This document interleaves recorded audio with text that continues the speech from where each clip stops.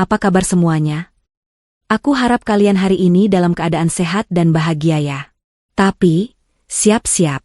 Setelah mendengar kisah yang akan kubawakan malam ini, dijamin emosi kalian akan diuji, jantung kalian akan berdebar, dan kemarahan kalian akan memuncak.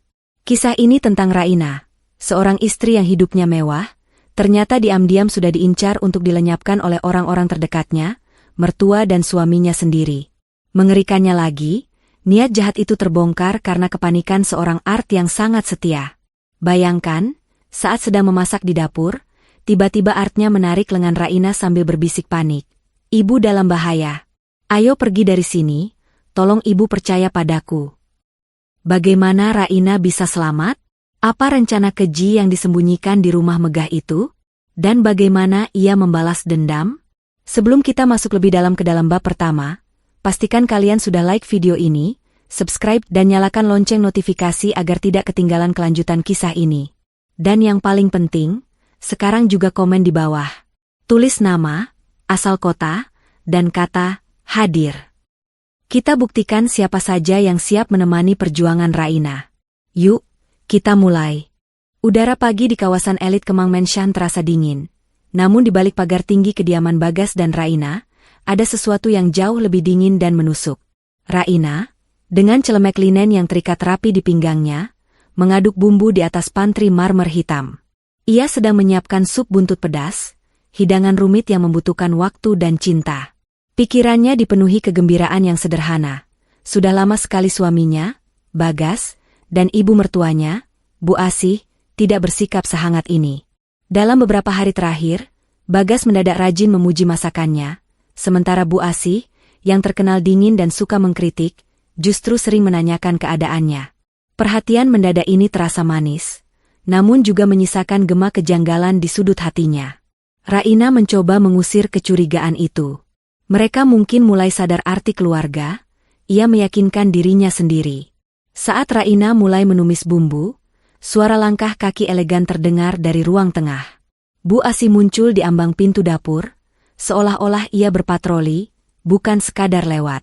Senyumnya begitu lebar, terlalu lebar untuk seorang mertua yang biasanya hanya menyunggingkan senyum sinis.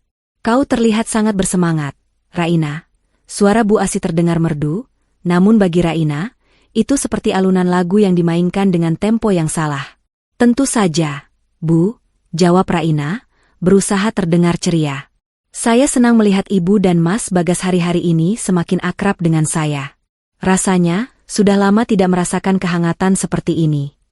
Bu Asih melangkah maju, tangannya yang penuh perhiasan mewah terulur untuk memegang bahu Raina. Sentuhan itu membuat Raina sedikit tersentak, sebab Bu Asih nyaris tidak pernah menyentuhnya kecuali saat menyentil kesalahan. Oh, Nak, tentu saja kami semakin akrab. Kami ini keluarga.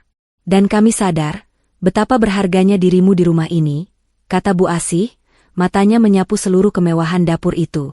Matanya berhenti sejenak pada jam tangan berlian yang melingkari pergelangan tangan Raina, hadiah pernikahannya yang paling mahal. Terutama aset-aset dan semua kenyamanan yang kau kelola ini. Semua itu adalah hasil kerjamu, dan kami menghargainya. Raina merasa sentuhan Bu Asih itu seperti cengkeraman, bukan pelukan. Ia merasakan ada nada kepemilikan dan perhitungan di balik kata-kata, aset-aset. Namun, ia menepisnya lagi. Mungkin ini hanya perasaanku saja karena terbiasa dengan sikap dingin ibu, ia berpikir. Di sudut lain ruangan, di ruang makan yang terhubung, Minah, asisten rumah tangga yang sudah 3 tahun bekerja di sana, sedang menata meja makan dengan sangat teliti. Minah, yang biasanya cerewet dan suka bersenandung lagu dangdut saat bekerja, pagi ini diam 1000 bahasa. Gerakannya kaku dan matanya sesekali melirik ke arah Raina dan Bu Asih, penuh kekhawatiran yang tersembunyi. Raut wajah Minah yang pucat itu sempat ditangkap Raina, namun kembali ia fokus pada Bagas yang kini menyusul masuk. Bagas, dengan setelan jas mahal yang baru dicuci, berjalan mendekat dan tanpa basa-basi memeluk Raina dari belakang. Istriku yang cantik, kau tak perlu repot-repot begini. Harusnya kau bersantai saja, bisik Bagas di telinga Raina. Ciumannya di pipi terasa seperti sebuah pertunjukan. Tidak apa-apa, Mas, balas Raina, mencoba menikmati perhatian yang terasa langka itu. Aku senang melayani kalian. Lagi pula, hari ini kan jadwalmu keluar kota. Mas, kapan pulangnya? Aku akan siapkan kopermu. Mendengar kata-kata itu, Bagas melepaskan pelukan. Ekspresinya mendadak berubah sedikit tegang. Oh, itu mungkin lusa. Ya, lusa. Ada urusan mendadak yang harus kuselesaikan di luar kota. Pokoknya, kau di rumah saja, ya. Jangan kemana-mana. Ada jeda yang panjang. Bagas mencondongkan tubuhnya, menatap lurus ke mata Raina, dan mengulang dengan penekanan yang berlebihan, jaga diri baik-baik. Jangan sampai kenapa-kenapa, ya. Raina merasa dejavu. Suaminya mengulang frasa itu, dan setiap kata terasa berat, seolah ia sedang memberikan instruksi terakhir, bukan sekadar pesan cinta. Raina menolehkan kepala ke arah Minah. Kali ini, Minah benar-benar menatapnya. Raut wajah Minah tampak seperti orang yang baru saja menyaksikan adegan mengerikan. Ketakutan itu nyata. Minah menggeleng samar, gerakannya secepat kilat, ekspresinya memohon agar Raina mengerti. Lagi-lagi, interaksi itu terputus.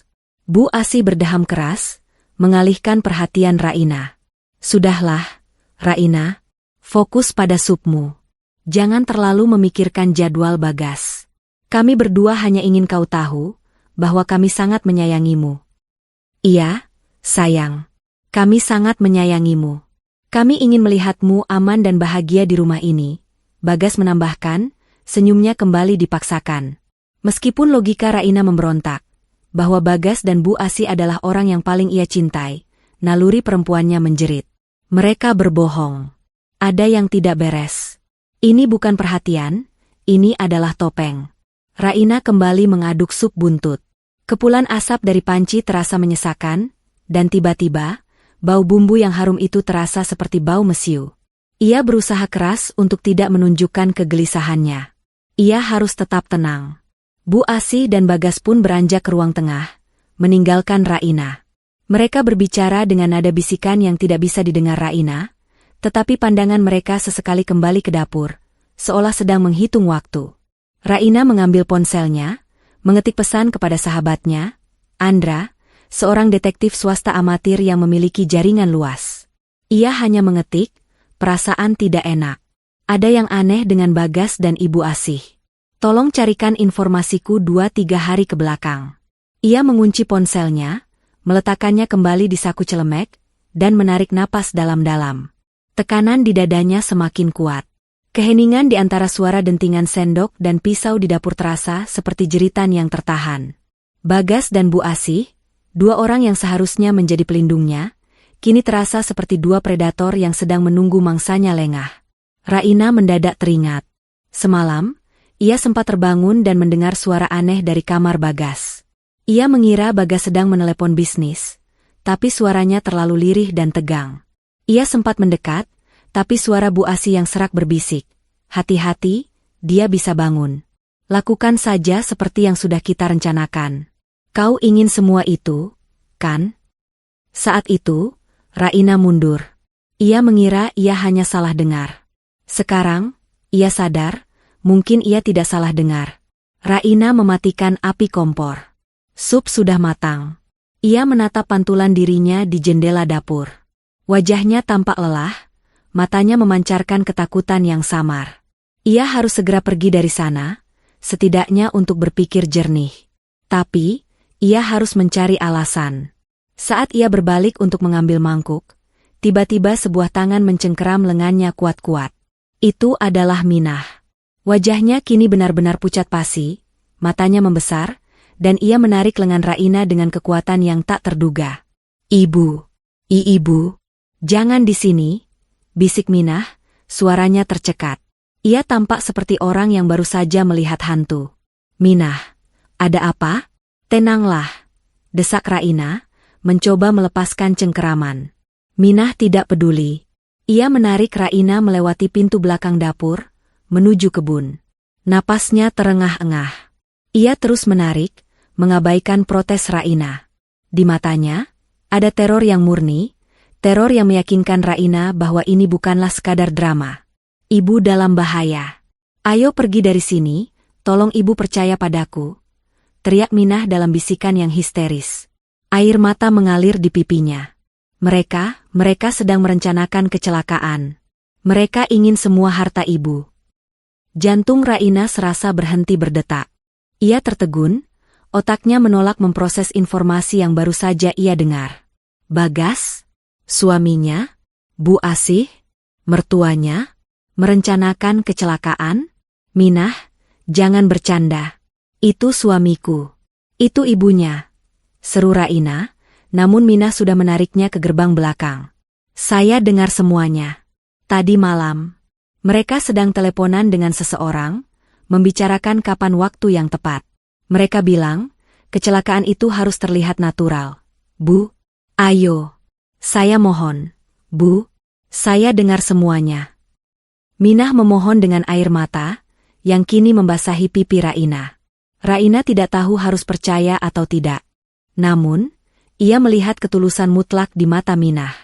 Sinyal bahaya dari Bu Asih dan Bagas, kegelisahan Minah sejak tadi pagi, bisikan semalam, semuanya tiba-tiba berbaris membentuk sebuah kesimpulan yang mengerikan.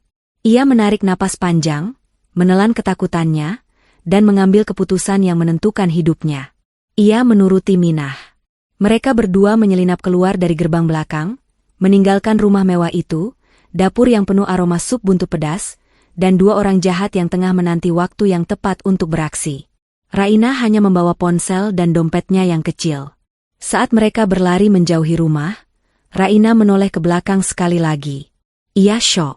Di balik kaca ruang kerja Bagas, ia melihat siluet suaminya dan mertuanya sedang tertawa, menatap ke arah dapur, seolah sedang menantikan sesuatu yang buruk. Raina akhirnya percaya. Di rumah mewahnya, diam-diam mertua dan suaminya sedang merencanakan kecelakaannya untuk menguasai seluruh hartanya. Raina kini telah melarikan diri, dengan hanya membawa satu-satunya aset berharganya, nyawanya dan kesetiaan Minah. Keputusan cepat itu sudah dibuat, tetapi bahaya belum berakhir. Di luar sana, Bu Asih dan Bagas akan segera menyadari bahwa mangsa mereka telah lolos. Larian Raina dan Minah terasa seperti pelarian dari mimpi buruk yang menjadi kenyataan. Napas mereka tersengal-sengal, bukan hanya karena kelelahan fisik, tetapi karena beban teror yang baru saja mereka pikul. Mereka terus berlari, menembus gang-gang sempit di belakang komplek perumahan elit itu, yang jarang dilewati oleh mobil mewah. Raina masih mengenakan celemek kotor dan sandal rumah, kontras dengan wajahnya yang pucat dan dipenuhi air mata. Ponselnya bergetar di saku celemek, namun ia tidak berani melihatnya. Kita sudah jauh, Bu, kita sudah jauh. Minah terengah-engah, suaranya dipenuhi kelegaan bercampur ketakutan. Minah yang bertubuh kecil ternyata memiliki kekuatan yang besar, didorong oleh kepanikan dan loyalitas. Raina tersandar ke dinding beton yang kasar, mencoba menstabilkan napasnya. Aku tidak percaya, bisiknya, suaranya nyaris hilang. Aku tidak percaya, itu semua benar. Minah, kau yakin? Kau tidak salah dengar? Mungkin itu hanya percakapan bisnis yang salah kupahami. Minah menggenggam tangan Raina, tatapannya tegas, jauh dari sikapnya yang biasanya tunduk. Ibu, dengarkan saya. Saya sudah 3 tahun melayani ibu. Saya tahu ibu wanita baik. Saya tahu ibu tidak pantas menerima ini. Percakapan semalam, saya mendengarnya dengan jelas. Bu. Minah lalu menceritakan detailnya dengan mata berkaca-kaca, menjelaskan bagaimana ia terbangun saat tengah malam untuk mengambil minum dan mendengar suara lirih dari ruang kerja Bagas. Bu Asih bilang, kecelakaan itu harus terjadi hari ini, Bu. Tepat sebelum Mas Bagas pergi keluar kota, agar ia punya alibi kuat. Mereka tidak menggunakan pistol atau racun, Bu. Mereka merencanakan sesuatu yang lebih terlihat alami. Minah menarik napas tajam. Mereka bicara soal kebocoran gas. Mereka sudah memanipulasi water heater di gudang. Mereka bilang, saat ibu berada di dapur lama, bau gas tidak akan terlalu terasa karena ventilasi. Setelah ibu selesai masak, mereka akan menyuruh ibu mengambil sesuatu dari gudang yang terhubung ke dapur. Mereka berharap ibu menyalakan lampu, dan, duar. Minah tidak bisa melanjutkan. Ia menutup wajahnya. Dan mereka sempat menyebut nama ibu sambil tertawa, Bu. Tertawa seolah ini adalah lelucon kotor. Mereka bilang, asuransi dan surat warisan akan membuat mereka kaya raya. Mereka tidak punya hati. Mendengar detail yang begitu mengerikan dan spesifik, dinding penyangkalan di hati Raina runtuh. Bukan hanya rencana keji, tetapi cara mereka memilih skenario, kecelakaan, yang direncanakan di rumahnya sendiri, di tengah kehangatan palsu yang mereka suguhkan pagi itu. Sup buntut pedas yang kumasak, itu adalah hidangan terakhirku. Raina merasa mual, bukan karena lapar, tetapi karena rasa dikhianati hingga kesumsum. Aku harus menghubungi polisi, kata Raina, tangannya gemetar meraih ponsel. Jangan, Bu, jangan dulu. Minah mencegah. Mereka pintar, Bu. Mas Bagas pasti sudah memantau semua telepon rumah dan ibu. Jika ibu telepon polisi sekarang, mereka akan langsung tahu, dan mereka akan memutarbalikkan fakta. Mereka akan bilang ibu gila, atau lebih parah, mereka akan menuduh saya, karena saya hanyalah seorang art. Raina terdiam. Minah benar. Bagas adalah seorang direktur perusahaan besar yang selalu mengandalkan teknologi canggih, dan Bu Asi memiliki koneksi sosial yang sangat luas. Kata-kata mereka akan jauh lebih dipercaya daripada kesaksian Minah, atau bahkan Raina yang terlihat syok dan tidak stabil. Kita harus kemana? Minah? Aku tidak membawa apa-apa.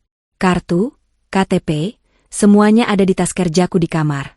Lirih Raina, merasa dirinya kini seperti sehelai daun yang terbawa arus. Jangan khawatir, Bu, ikut saya. Saya punya tempat. Tempat yang tidak akan pernah terpikirkan oleh mereka, kata Minah, matanya memancarkan keyakinan yang tak pernah dimiliki Raina. Saya punya kontrakan kecil di pinggiran kota. Hanya gubuk sederhana, tapi aman, Bu. Saya jamin, tidak ada satupun koneksi mereka yang bisa sampai ke sana. Meskipun hatinya menjerit menolak masuk ke lingkungan yang serba sederhana dan asing, Raina tahu ia tidak punya pilihan. Ia mengikuti Minah, berjalan kaki, menggunakan angkutan umum yang padat, sebuah pengalaman yang sudah ia lupakan sejak 15 tahun yang lalu, ketika ia masih berjuang membangun karirnya. Saat mereka berdesakan di angkutan umum, ponsel Raina kembali bergetar. Sebuah pesan dari Bagas. Bagas, sayang, sup buntutnya enak sekali. Cepatlah ke gudang, di sana ada kotak kado dariku. Aku ingin kau buka sekarang juga. Jantung Raina berdesir dingin. Gudang, kotak kado. Itu pasti adalah kode mereka. Itu adalah pemicu yang akan membuatnya menyalakan lampu, memicu percikan, dan mengakhiri hidupnya. Ia menatap pesan itu, air matanya menetes. Minah melihatnya dan segera merebut ponsel itu, mematikannya. Sudah, Bu, jangan buka lagi. Fokus pada keselamatan kita, tegas Minah. Mereka akan panik sebentar lagi. Mereka pasti heran kenapa ibu belum juga masuk gudang. Perjalanan ke kontrakan Minah terasa seperti menempuh jarak ribuan kilometer. Setibanya di sana, Raina terkejut melihat betapa sederhananya tempat tinggal Minah. Sebuah kamar kecil dengan dapur mini, tanpa pendingin ruangan, dan hanya ada satu tempat tidur lipat. Aroma masakan sederhana dan kelembaban langsung menyambutnya. Namun, tempat ini terasa aman, jauh lebih aman daripada rumah mewahnya yang kini terasa seperti jebakan maut. Raina duduk di lantai, bersandar pada dinding triplek, memeluk lututnya. Air matanya mengalir deras, bukan karena kondisi tempat itu, tetapi karena realisasi pahit tentang cinta dan pengkhianatan. Ia menangisi semua waktu yang ia habiskan untuk menyenangkan suaminya, semua uang yang ia percayakan kepada Bu Asi untuk dikelola. Kenapa, Minah? Kenapa mereka sekeji itu? Aku sudah memberikan segalanya, isak Raina. Minah duduk di sebelahnya, menyentuh bahunya lembut. Karena orang serakah, Bu. Harta ibu itu terlalu banyak, terlalu menggiurkan. Mereka tidak mencintai ibu. Mereka mencintai apa yang ibu punya. Minah kemudian bercerita tentang pengalamannya di rumah itu, bagaimana ia sering mendengar Bu Asi dan Bagas membicarakan aset-aset Raina dengan nada cemburu dan iri. Mereka sering meremehkan ibu di belakang, Bu. Mereka bilang ibu hanya beruntung menikahi Mas Bagas, padahal semua kekayaan itu hasil jerih payah ibu sendiri. Kisah Minah menjadi paku terakhir yang menancap di peti mati pernikahannya. Raina, yang dulunya adalah pengusaha properti yang sukses sebelum menikah dengan Bagas, memang dengan bodohnya menaruh sebagian besar aset atas nama suaminya demi kepercayaan. Ia merangkul Minah, memeluknya erat. "Terima kasih, Minah. Kau telah menyelamatkan hidupku. Kau adalah satu-satunya orang jujur yang kumiliki sekarang." Kepanikan mulai mereda, digantikan oleh bara api kemarahan. Raina bangkit. Ia mengambil ponsel Minah dan mencari kontak seseorang yang sangat ia percayai. Pak Wirya, pengacara terbaik yang pernah ia kenal, yang dulunya membantu mengurus legalitas perusahaannya. "Kita harus bergerak cepat, Minah. Mereka akan segera menyadari aku menghilang. Aku tidak boleh terlihat mati, tapi aku juga tidak boleh terlihat hidup," ucap Raina. Matanya kini berkilat penuh tekad, bukan air mata. Wajahnya yang semula tampak seperti korban kini berubah menjadi wajah seorang pejuang. Minah mengangguk, siap mendukung. "Apapun yang ibu perintahkan, saya siap." Raina menelepon Pak Wirya. Suaranya tegang namun jelas. Ia menceritakan semuanya, tanpa menghilangkan detail rencana keji itu. Pak Wirya terdiam lama di seberang telepon. "Nyonya Raina, ini situasi yang sangat berbahaya. Anda harus segera membuat pernyataan. Tapi jika Nyonya kembali ke rumah, nyawa Nyonya terancam. Solusinya, Nyonya harus menghilang. Benar-benar menghilang untuk sementara waktu. Saya akan mengurus laporan kehilangan Nyonya ke polisi dengan alibi bahwa Nyonya depresi dan melarikan diri, bukan kecelakaan," jelas Pak Wirya, suaranya terdengar serius. "Itu akan memberi kita waktu. Waktu untuk mengumpulkan bukti dan membekukan semua aset Nyonya yang masih atas nama Bagas. Kita akan membuat mereka berpikir Nyonya sudah pergi jauh, mungkin sudah tidak selamat, tapi tanpa jasad. Ketiadaan jasad akan menunda pencairan asuransi dan warisan mereka." Raina setuju. Itu adalah strategi paling cerdas dan paling aman. Menghilang dan menjadi hantu. Saat malam tiba, berita tentang hilangnya Raina mulai tersebar. Bagas dan Bu Asi terlihat di layar berita, berpura-pura menangis dan mengeluarkan pernyataan kekhawatiran yang sangat meyakinkan tentang kondisi mental Raina. Mereka bahkan menuduh Raina membawa uang dalam jumlah besar saat melarikan diri, untuk menutupi fakta bahwa mereka adalah predator sejati. Raina dan Minah menyaksikan drama itu dari televisi kecil di kontrakan. Tangan Raina mengepal erat. "Mereka bahkan berani memfitnahku di depan umum. Aku tidak akan membiarkan mereka lolos." Di tengah kepanikan dan kekacauan yang diciptakan oleh Bagas dan Bu Asi, Raina yang sebenarnya sedang menyusun rencana balas dendam. Keputusan untuk mempercayai Minah dan lari telah memberinya kesempatan kedua. Ia tidak hanya akan mengambil kembali hartanya, ia akan menghancurkan kebohongan dan keserakahan yang telah berusaha merenggut nyawanya. Raina meraih ponsel Minah, dan kembali menghubungi Pak Wirya. "Pak, segera hubungi Andra. Saya butuh mata dan telinga di dalam rumah itu. Saya butuh bukti konkret. Dan siapkan gugatan cerai. Aku akan mengurus mereka." Raina kini telah bertransformasi dari korban menjadi pejuang. Dengan bantuan Minah dan Pak Wirya, ia mulai membangun benteng pertahanannya. Namun, di rumah mewah itu, Bagas dan Bu Asi sudah memulai permainan mereka, berpura-pura menjadi suami dan mertua yang berduka. Mereka tidak menyadari, wanita yang mereka anggap sudah mati secara finansial dan emosional, kini sedang mengintai mereka dari balik bayangan. Malam itu, di kontrakan kecil yang lembab dan jauh dari hiruk-pikuk kota, Raina tidak tidur. Ia duduk di tempat tidur lipat milik Minah, punggungnya bersandar pada dinding papan yang dingin, sementara Minah tertidur lelap, kelelahan setelah hari yang penuh tekanan. Namun, bagi Raina, pikiran yang kacau jauh lebih melelahkan daripada berlari. Pikirannya terus memutar ulang adegan pagi itu. Senyum palsu Bagas dan Bu Asi, peringatan Minah yang histeris, dan pengkhianatan yang dingin. Raina meraih ponsel lama Minah yang ia gunakan. Ia sudah berhasil menghubungi Pak Wirya, pengacara kepercayaannya, dan Andra, sahabatnya yang cerdas. Sekarang, saatnya menyusun strategi perang. Pak Wirya adalah seorang ahli hukum yang sangat teliti. Ia menyarankan Raina untuk tetap menghilang dan memutus semua komunikasi. Keberadaan Raina yang tidak jelas, hilang tanpa jejak dan tanpa jasad, adalah kunci untuk membekukan seluruh aset dan menunda pencairan asuransi. Bagas dan Bu Asih tidak bisa melakukan apa-apa jika klaim warisan belum bisa diverifikasi. Mereka akan panik, Nyonya, kata Pak Wirya melalui sambungan telepon yang lirih. Mereka akan mengeluarkan pernyataan publik yang meyakinkan semua orang bahwa Nyonya bunuh diri atau melarikan diri karena depresi. Itu adalah trik standar mereka untuk menutupi jejak kejahatan. Dan benar saja. Saat Raina menyalakan televisi kecil Minah, ia melihat pemandangan yang memuakan. Di layar, di depan gerbang rumah mewahnya, Bagas berdiri di samping Bu Asih. Keduanya tampil sempurna dalam balutan pakaian duka. Bagas memegang sapu tangan, sesekali menyeka air mata buaya, sementara Bu Asih memasang wajah sedih yang dihiasi kekhawatiran palsu.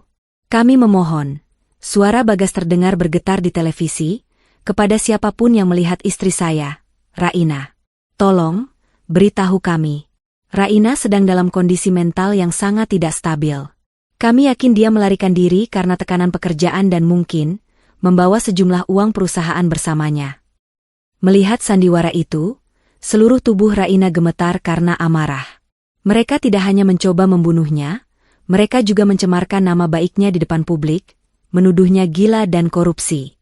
Kemarahan itu menghilangkan sisa-sisa kesedihan dan keraguan Raina. Ia tidak lagi melihat Bagas sebagai suami yang salah jalan, melainkan sebagai musuh yang harus dihancurkan. Raina segera menghubungi Andra. Andra, yang bekerja sebagai desainer interior tetapi memiliki hobi menganalisis kejahatan, adalah aset yang sempurna untuk tugas ini. Andra, aku butuh bantuanmu. Aku ingin kau melakukan dua hal. Perintah Raina, suaranya kini dingin dan tegas. Sebutkan saja, Rai. Aku siap, balas Andra, nadanya dipenuhi kekhawatiran, tetapi juga determinasi.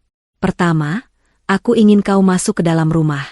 Mungkin besok, dengan alasan menjenguk Bu Asih yang berduka. Cari tahu, apakah ada perubahan di area gudang dan dapur belakang yang mereka sebutkan. Itu mungkin masih menjadi jebakan. Kedua, aku butuh bukti pengakuan mereka. Aku ingin kau cari tahu apakah kau punya alat sadap yang sangat kecil. Paling penting, aku ingin kau pasang alat itu di ruang kerja Bagas. Itu tempat mereka bicara yang paling nyaman. Andra sempat ragu. Rai, itu berbahaya. Aku bisa tertangkap. Mereka ingin aku mati. An, lebih baik aku mengambil risiko dan membongkar kejahatan ini daripada hidup dalam ketakutan. Desak Raina, suaranya mengandung janji balas dendam. Aku yakin, jika mereka merasa aman, mereka pasti akan membicarakan rincian rencana mereka, terutama tentang aset dan asuransi. Andra menghela napas panjang. Baik, aku akan melakukannya. Aku punya satu alat sadap kecil yang biasanya kupakai untuk lelucon. Aku akan mencari cara untuk menyelinap masuk besok. Setelah menutup telepon, Raina merasa sedikit lega. Ia tidak sendirian. Namun, ia menyadari bahwa masalahnya bukan hanya soal hukum dan bukti, tetapi juga keuangan. Bagas memang tidak bisa mencairkan warisan atau asuransi, tetapi ia memiliki akses ke beberapa rekening bersama dan kartu kredit Raina. Bagas bisa melarikan diri, atau menghabiskan uang itu sedikit demi sedikit. Raina berpikir keras. Ia harus memutus urat nadi keuangan Bagas secepat mungkin. Ia bangkit, berjalan pelan ke jendela kecil kontrakan. Di luar, lampu jalan yang redup menyinari malam yang sunyi. Ia ingat, dulu ia pernah membuat rekening rahasia untuk masa tua, yang hanya ia dan Pak Wirya yang tahu kata sandinya, dan rekening itu tidak terhubung dengan jaringan perbankan Bagas. Ini adalah kartu asnya. Raina kembali menghubungi Pak Wirya, menjelaskan rencananya. Pak, saya ingin Bapak segera mengaktifkan status darurat pada semua kartu kredit dan rekening yang masih atas nama saya. Tetapi Bagas punya akses. Tujuannya bukan untuk membekukan, tapi untuk membuatnya panik. Maksud Nyonya? Tanya Pak Wirya, terdengar bingung. Jika dia merasa aman, dia akan belanja besar, Pak. Dia akan membeli hadiah untuk dirinya sendiri, mungkin mobil baru, untuk merayakan kematianku. Saya ingin begitu dia mencoba menggesek kartu, semua transaksi itu gagal total. Saya ingin dia merasakan kejutan, sehingga dia berpikir hantu sedang mengganggunya. Kepanikan akan membuatnya membuat kesalahan. Dia akan mencari uang tunai, Dan saat itulah kita mengawasi pergerakannya. Pak Wirya terkesan. Strategi yang brilian, Nyonya. Saya akan segera mengurusnya. Kita akan buat dia merasa kehilangan kontrol sedikit demi sedikit. Tiba-tiba, Minah terbangun, ia melihat Raina berdiri dalam kegelapan, matanya penuh perhitungan. Ibu kenapa? Tidak tidur? Tanya Minah khawatir. Aku tidak bisa tidur, Minah. Aku sedang membuat perhitungan, jawab Raina, menoleh. Kau telah menyelamatkan nyawaku, Minah. Sekarang giliranku untuk menyelamatkan diriku dan membalas pengkhianatan ini. Raina kemudian duduk di sebelah Minah, merenungkan detail kecil yang terlewat. Sup buntut pedas. Minah, kata Raina pelan. Sup buntut yang aku masak pagi ini, apakah sudah disajikan untuk mereka? Minah mengangguk, tatapannya kosong. Sudah, Bu. Sebelum kita kabur, Bu Asi menyuruh saya menghangatkan dan menyajikan di meja makan. Mereka makan dengan lahap sambil membicarakan rencana mereka. Mereka bahkan bilang, ini adalah hidangan perpisahan yang sempurna. Raina merasakan dorongan mual lagi. Baik. Sekarang dengarkan aku. Kau harus kembali ke rumah besok, Minah. Kau harus berpura-pura sangat berduka atas hilangnya aku. Jangan tunjukkan satupun kecurigaan. Tugasmu adalah menjadi mata dan telingaku di dalam sana. Cari tahu, apakah Bagas dan Bu Asi masih menganggap rencana kebocoran gas itu akan terjadi atau sudah dibatalkan. Minah tampak takut, tubuhnya gemetar. Tapi Bu, jika mereka curiga. Mereka tidak akan curiga. Kau adalah Art yang setia dan polos. Mereka terlalu sombong untuk curiga pada orang selevelmu. Potong Raina, tatapannya tajam. Jika mereka bertanya tentangku, jawab saja kau tidak tahu apa-apa, dan kau takut. Kau harus bersikap seperti korban, bukan pahlawan. Aku butuh kau di sana untuk mengawasi Bagas dan Bu Asih. Minah mengangguk dengan berat hati, loyalitasnya mengalahkan rasa takutnya. Saya akan melakukannya, Bu. Demi Ibu. Raina memeluk Minah erat. Malam itu, di kontrakan sederhana, sebuah aliansi yang tidak terduga terbentuk. Seorang wanita kaya yang kehilangan segalanya kecuali kecerdasannya, dan seorang Art yang mempertaruhkan nyawanya demi keadilan. Raina tahu bahwa Bagas dan Bu Asi pasti sedang berpesta dalam hati mereka. Merayakan kematian Raina. Mereka pasti sudah membayangkan kehidupan mewah tanpa batas. Namun, mereka tidak sadar bahwa drama yang baru saja mereka ciptakan hanyalah babak pembuka dari kehancuran mereka sendiri. Raina sudah siap menarik semua karpet di bawah kaki mereka. Keesokan paginya, Minah kembali ke rumah mewah itu dengan wajah yang dibuat semuram mungkin. Bu Asi menyambutnya dengan senyum puas. Minah, kau kembali. Bagus. Bersihkan kamar Nyonya. Dan jangan pernah membicarakan kejadian kemarin. Nyonya Raina sedang sakit. Kau mengerti? Di saat yang sama, Andra sudah menyusun rencananya. Ia berpakaian rapi, membawa buket bunga besar dan sekotak makanan penutup mahal, dan tiba di rumah Bagas. Bagas. Bu Asih. Saya turut berduka. Saya sangat terkejut, kata Andra, memeluk Bagas dengan akting yang meyakinkan. Raina adalah sahabat terbaik saya. Saya tidak percaya dia mengalami tekanan mental hingga lari seperti ini. Bagas, yang sedang bersantai di ruang kerjanya, menyambut Andra dengan senang hati. Terima kasih, Andra. Aku pun tidak percaya. Aku sudah melakukan segalanya untuknya. Tapi ternyata dia tetap tidak bersyukur. Bagas melanjutkan drama itu, merasa aman karena Andra adalah orang luar yang tidak mungkin mencurigai mereka. Saat Bagas dan Bu Asi asyik menceritakan detail palsu tentang depresi Raina, Andra bergerak cepat. Ia berpura-pura meminta izin ke toilet. Di sana, ia mengaktifkan alat sadap mini yang sudah ia siapkan. Alat itu sangat kecil, sebesar koin, dan memiliki daya rekam yang kuat. Dengan alasan membuang tisu, Andra diam-diam masuk ke ruang kerja Bagas. Ruangan itu kosong. Matanya langsung tertuju pada jam dinding besar bergaya antik. Itu adalah tempat yang sempurna untuk menyembunyikan alat sadap, karena sulit dijangkau dan jarang diperhatikan. Dalam hitungan detik, Andra menempelkan alat sadap itu di balik jam, Hanya ada satu kali klik kecil yang tertutup oleh gemuruh detak jam itu sendiri. Misi pertama berhasil. Raina kini punya mata dan telinga di sarang musuh. Andra kembali ke ruang tengah, bergabung dengan Bagas dan Bu Asih. Namun, suasana hati Bagas mendadak berubah. Ia mencoba menggunakan kartu kredit Raina untuk membeli barang mewah secara daring, sebagai hadiah, hiburan, atas musibah yang menimpanya. Namun, setiap kali ia mencoba transaksi, selalu muncul notifikasi, transaksi ditolak. Kartu dalam pengawasan. Raut wajah Bagas langsung keruh. Ia mengira ini hanyalah kesalahan bank. Tetapi setelah mencoba 3 kartu berbeda dengan hasil yang sama, ia mulai panik.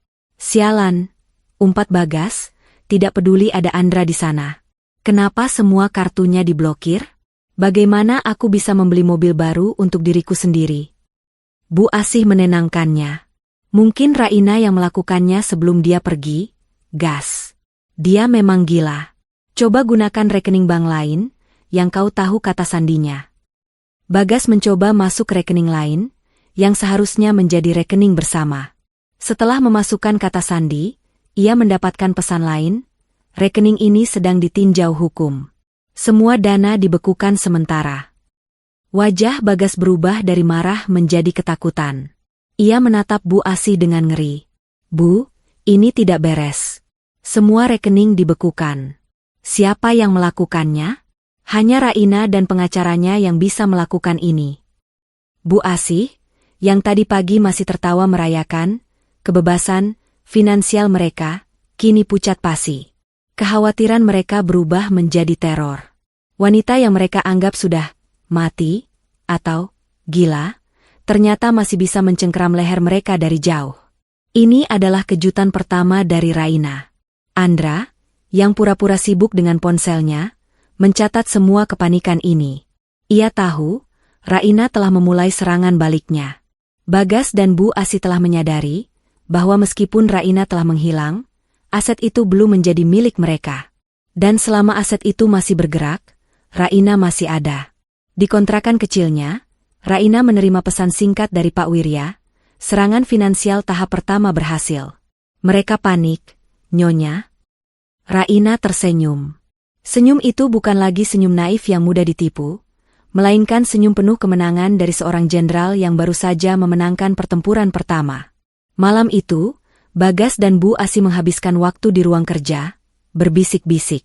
Mereka tidak tahu, setiap kata keluh kesah dan rencana jahat mereka sedang direkam dengan jernih, menjadi bukti tak terbantahkan untuk kehancuran mereka sendiri. Mereka tidak tahu bahwa hantu yang mereka ciptakan kini sedang mengumpulkan amunisinya, siap untuk menyerang balik. Kepanikan finansial yang dilancarkan Raina melalui Pak Wirya, seperti pukulan telak yang merobohkan benteng kesombongan Bagas dan Bu Asih. Di ruang kerja mewah yang kini terasa seperti ruangan interogasi, Bagas terlihat tak ubahnya seperti anak kecil yang kehilangan mainan kesayangannya. Ia terus-menerus memencet tombol refresh pada situs bank di komputernya, berharap pembekuan dana itu hanyalah kesalahan teknis. Namun, setiap upaya selalu berujung pada pesan merah yang sama, tinjauan hukum aktif. Ini tidak mungkin kebetulan, Bu, raung Bagas, meninju meja kayu mahoni itu. Raina pasti hidup. Dia pasti menghubungi Wirya, dan wanita gila itu pasti sudah memutarbalikkan fakta tentang kecelakaan itu. Dia mencuri start dari kita. Bu Asih, yang biasanya tenang dan perhitungan, kini berjalan mondar-mandir dengan cemas, gaun sutranya terlihat kusut. Ia tidak lagi memikirkan citra di depan publik, fokusnya kini hanya pada uang. Tenang, gas. Kita harus tenang. Selama tidak ada jasad, kita masih punya kartu asuransi. Tapi kita harus bertindak cepat. Kalau semua aset Raina dibekukan, rekening kita yang lain juga akan kena imbas, dan kau tahu, sebagian besar uang tunai kita berasal dari pinjaman atas nama aset properti milik wanita itu. Pinjaman yang kita ambil untuk menutupi hutang judimu itu. Bu, sindir Bagas dengan suara keras, kekesalan mengubah rasa takutnya menjadi amarah kepada ibunya sendiri. Kita terlalu percaya diri. Kita seharusnya menyingkirkannya saat dia tidur, bukan menunggu drama di dapur. Suara percekcokan mereka terdengar keras, mengisi seluruh ruangan. Di luar, Minah yang sedang membersihkan vas bunga di koridor, pura-pura tidak mendengar apa-apa. Namun, ia mencatat setiap nada tinggi dan setiap kata kunci yang melayang. Ia tahu, ketakutan telah membuat mereka lengah dan mulai menyerang satu sama lain. Minah segera mengirim pesan singkat ke Raina yang isinya, mereka berantem hebat di ruang kerja. Bicara tentang hutang dan menyesal tidak langsung bunuh ibu saat tidur. Sementara itu, di kontrakan kecil, Raina menerima update dari kedua mata-matanya. Pesan Minah menegaskan niat pembunuhan, dan telepon dari Andra mengonfirmasi bahwa alat sadap bekerja sempurna. Rai, rekamannya sudah berhasil kuambil. Aku menyelinap saat Bu Asi pergi ke salon, dan Bagas sedang tidur siang karena mabuk semalam. Aku sudah kirim file ke Pak Wirya. Aku yakin, rekaman itu sangat kuat, lapor Andra. Raina menarik napas lega. Bukti niat jahat dan konspirasi kini ada di tangan Pak Wirya. Namun, Bagas dan Bu Asi masih berada di rumah mewah itu, menghabiskan listrik dan makanan miliknya, dan yang lebih penting, mereka masih bisa melarikan diri membawa sisa-sisa uang tunai yang mereka sembunyikan. Andra, kamu harus melakukan satu hal lagi untukku, kata Raina. Aku butuh bukti bahwa mereka masih mencoba mengakses aset yang dibekukan, atau lebih buruk, mereka mencari pinjaman baru. Kau harus mencari celah untuk mengambil dokumen ban yang mereka sembunyikan. Dokumen ban? Tanya Andra. Ya. Mereka selalu menyimpan berkas-berkas penting di brankas kecil di bawah lantai kamar tidur utama. Aku yang memasangnya dulu, jelas Raina. Bu Asi sering membanggakan bahwa kuncinya selalu ada di kalung liontinnya. Aku butuh foto berkas-berkas itu, terutama yang berkaitan dengan asuransi jiwa dan pinjaman properti. Ini adalah misi paling berbahaya. Mengambil foto dari brankas pribadi mereka. Andra ragu, tetapi motivasi untuk membantu Raina dan menjatuhkan pasangan licik itu lebih besar. Raina kemudian beralih ke strategi hukum dengan Pak Wirya. Dengan bukti rekaman dari Andra, Pak Wirya memiliki amunisi yang luar biasa. Rekaman itu bukan hanya tentang niat pembunuhan, tetapi juga tentang manipulasi aset dan rencana penipuan asuransi. Nyonya, dengan bukti ini, kita bisa mengajukan dua tuntutan sekaligus. Percobaan pembunuhan berencana dan penipuan finansial, kata Pak Wirya, suaranya dipenuhi keyakinan. Saya akan menyiapkan gugatan cerai di pengadilan agama, dan gugatan pidana di pengadilan negeri. Tetapi, sebelum kita meledakkan bom ini, kita harus membuat mereka melakukan satu kesalahan fatal lagi yang bisa disaksikan publik. Raina setuju. Pertunjukan harus lebih dramatis. Sementara Raina dan timnya menyusun strategi, Bagas dan Bu Asi menemukan cara baru untuk mendapatkan uang. Mereka tidak bisa menggunakan kartu atau rekening bank, jadi mereka beralih ke sumber aset paling likuid, perhiasan Raina. Kita jual saja semua perhiasan wanita itu. Liontin, cincin, gelang yang tidak dia bawa lari. Usul Bu Asih, matanya berbinar serakah. Itu akan cukup untuk kita bertahan sampai masalah aset ini selesai, dan kita bisa mencairkan asuransi jiwa. Polisi bilang dia hilang, bukan mati. Status hilangnya pasti akan diubah dalam waktu sebulan. Bagas menyetujui. Dalam pikiran mereka, Raina sudah pasti tidak akan pernah kembali. Mereka mulai menggeledah lemari dan brankas kecil di kamar Raina. Mereka mengumpulkan perhiasan berlian dan emas yang bernilai fantastis. Pagi berikutnya, Bagas menyuruh Minah untuk memanggil tukang perhiasan pribadi keluarga, dengan alasan Bu Asi ingin mengubah desain beberapa perhiasan lama. Minah, sesuai instruksi Raina, tidak menunjukkan kecurigaan. Ia hanya mengiyakan dan memanggil tukang perhiasan itu. Saat tukang perhiasan itu tiba dan Bagas sedang mencoba menjual perhiasan-perhiasan itu dengan harga diskon, Andra tiba di rumah dengan membawa alasan baru. Ia ingin mengembalikan kunci rumah yang tertinggal semalam. Andra masuk ke kamar utama saat Bagas dan Bu Asi sedang bernegosiasi dengan tukang perhiasan di ruang tamu. Ini adalah kesempatannya. Ia tahu Bu Asi selalu melepas liontin kunci brankasnya saat mandi, tapi hari ini Bu Asi sedang berada di ruang tamu. Andra harus mencari kunci itu di tempat lain. Ia melihat sekelebat pantulan cahaya dari meja rias. Di sana, di dalam kotak perhiasan kecil yang terbuka, tergeletak kunci kecil berliontin emas yang sangat familiar. Sempurna. Dengan jantung berdegup kencang, Andra mengambil kunci itu dan segera menuju lemari di bawah walk-in closet. Ia menemukan celah di karpet dan membuka brankas tersembunyi.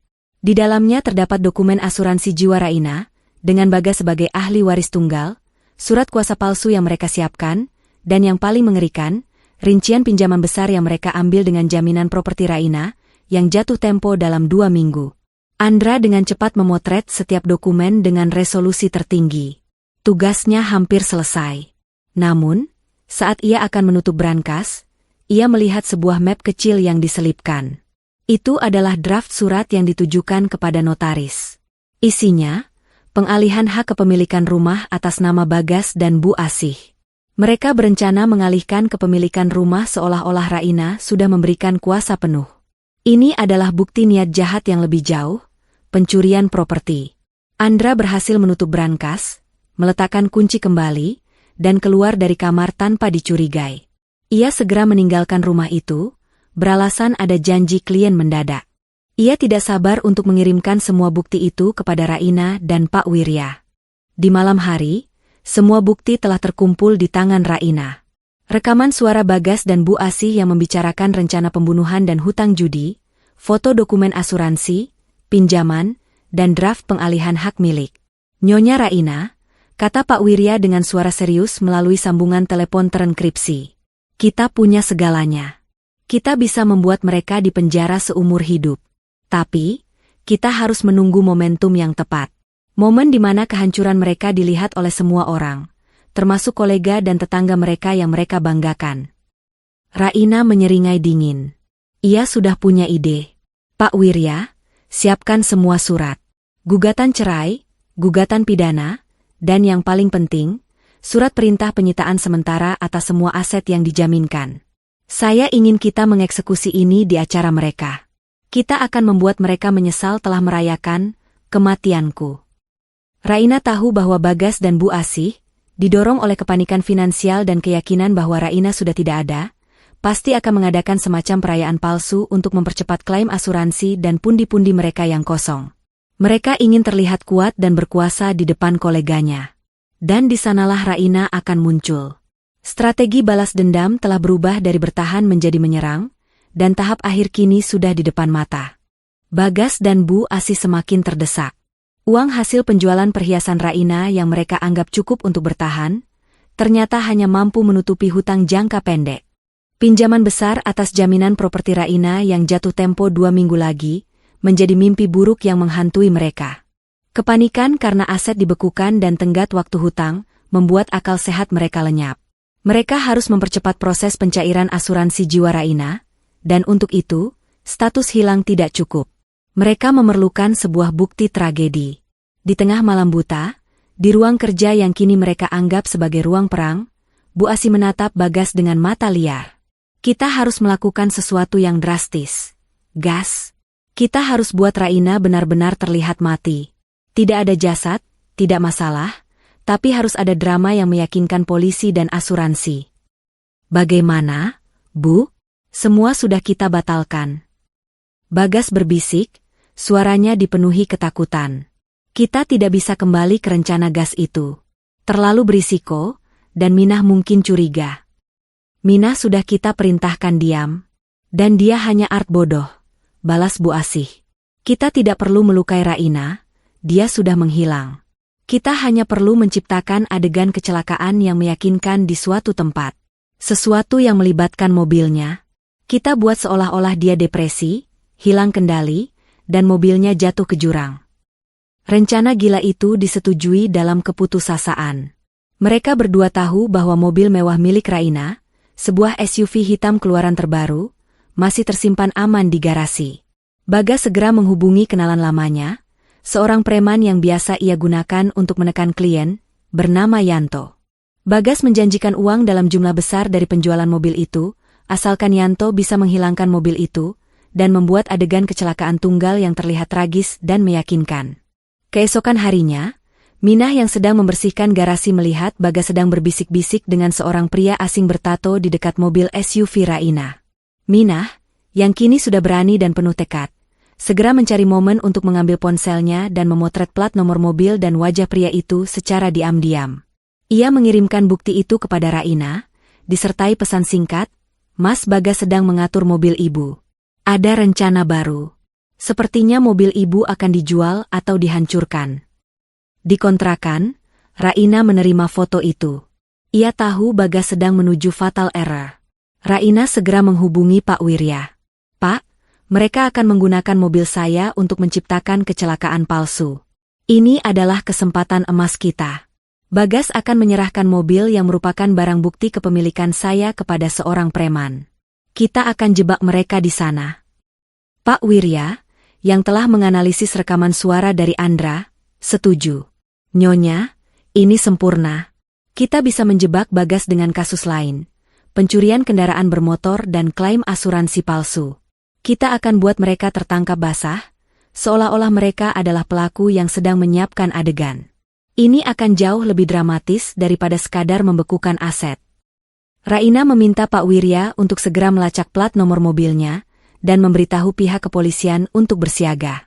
Rencananya adalah membiarkan Bagas dan preman itu membawa mobil, dan begitu mereka berada di lokasi terpencil yang disepakati, polisi akan datang menggerebek dan menemukan mereka tengah merusak barang bukti, sebuah mobil yang secara hukum masih terdaftar atas nama Raina. Sore harinya, Bagas bertindak. Ia berbohong kepada Bu Asih bahwa ia akan bertemu dengan detektif swasta untuk mencari Raina. Ia segera keluar rumah dengan alasan itu, dan bertemu dengan Yanto di pinggir jalan. Bagas menyerahkan kunci mobil dan sejumlah uang tunai. Ambil mobil ini, hancurkan, dan buat terlihat seperti kecelakaan yang mengerikan. Mobil itu harus hilang dari muka bumi, Yanto. Kau bisa menjual sisa besi tua itu untuk dirimu sendiri.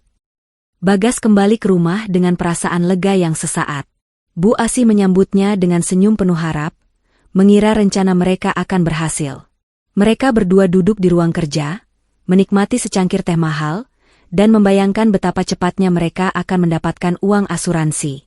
Namun, yang tidak mereka ketahui, di luar sana, tim Raina telah beraksi. Yanto mengendarai SUV hitam Raina menuju jalan pegunungan yang terjal, lokasi yang ia anggap sempurna untuk membuat kecelakaan mobil terlihat alami. Ia mengemudi sembarangan, sesekali tertawa kecil, membayangkan uang tunai yang akan ia dapatkan. Di saat yang sama, tim polisi yang dipimpin oleh seorang detektif cerdas telah melacak sinyal mobil itu, berkat laporan Pak Wirya. Mereka bergerak cepat dan senyap. Yanto tiba di pinggir jurang yang sepi. Ia memarkir mobil, dan mulai mengeluarkan alat-alat berat yang akan ia gunakan untuk mendorong mobil itu ke jurang. Ia juga menyiramkan sedikit bensin ke kursi pengemudi, untuk membuat kesan adanya ledakan kecil atau kebakaran setelah mobil terjatuh.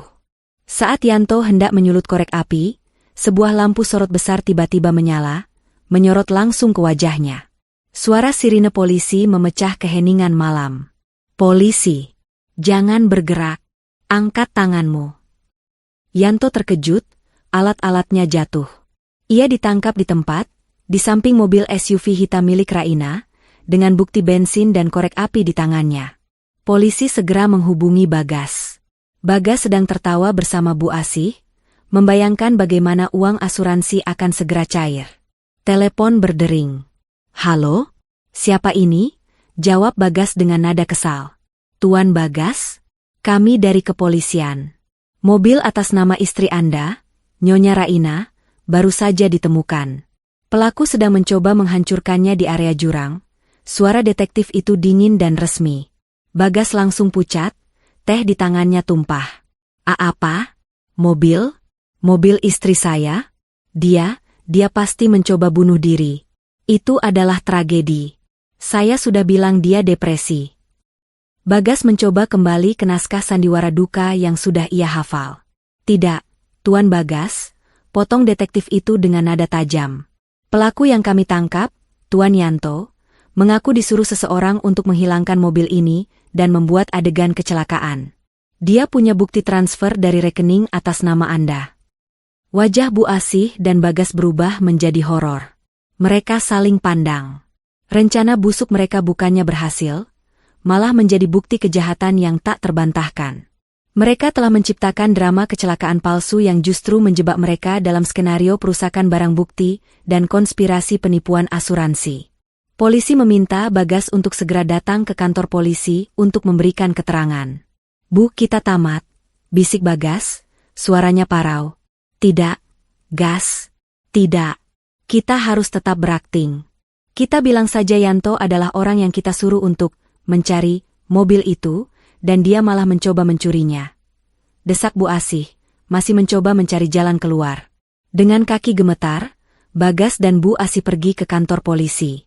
Di sana, mereka dihadapi oleh detektif yang cerdas dan Yanto yang sudah putus asa, dan mulai menyanyikan semua yang ia ketahui. Bagas dan Bu Asih mencoba bertahan dengan sandiwara mereka, tetapi detektif itu menunjukkan bukti transfer bank dan rekaman CCTV yang menunjukkan pertemuan Bagas dan Yanto. Bagas dan Bu Asih menghabiskan malam itu di ruang interogasi, dibombardir dengan pertanyaan yang membuat mereka semakin panik. Bagas, yang lemah mental, akhirnya mulai membuat kesalahan fatal dalam keterangannya, bertentangan dengan cerita Bu Asih. Di kontrakan kecilnya, Raina menerima laporan lengkap dari Pak Wirya. Nyonya, mereka sudah diinterogasi. Bagas sudah panik dan memberikan keterangan yang berbeda dengan ibunya. Sekarang kita punya waktu. Kita akan biarkan mereka pulang, dan berpikir mereka lolos dari interogasi. Mereka akan merasa aman, dan disitulah kita menyerang. Raina menyeringai. Ya, Pak Wirya. Biarkan mereka merasa sudah menang kecil. Segera siapkan acara itu. Saya ingin pengungkapan ini terjadi di rumah saya, di depan semua orang yang mereka hormati. Drama kecelakaan palsu yang mereka ciptakan justru menjadi panggung bagi kehancuran mereka sendiri. Mereka sudah kembali ke rumah, lelah dan ketakutan, tetapi masih memegang teguh keyakinan bahwa Raina tidak akan pernah kembali. Mereka berencana mengadakan acara kecil keesokan harinya untuk menghibur kerabat dan kolega, sekaligus menunjukkan bahwa mereka kuat di tengah musibah. Ini adalah momentum yang ditunggu Raina. Setelah lolos dari interogasi yang melelahkan, meski dengan keterangan yang saling bertentangan, Bagas dan Bu Asih kembali ke rumah mewah mereka dengan perasaan lega yang rapuh. Mereka berhasil mengelabui detektif tentang Yanto. Mengklaim Yanto adalah mantan karyawan yang diperintahkan mencari mobil dan malah mencoba mencurinya. Namun, kebohongan ini menguras energi dan menggerogoti kepercayaan di antara mereka. Kau lihat, Gas? Bisik Bu Asih, saat mereka masuk ke ruang kerja. Kita masih selamat. Mereka tidak punya bukti kuat. Semua hanya perkataan preman rendahan dan dugaan. Selamat apanya, Bu? Bagas membanting tubuhnya ke sofa kulit. Semua kartu dibekukan.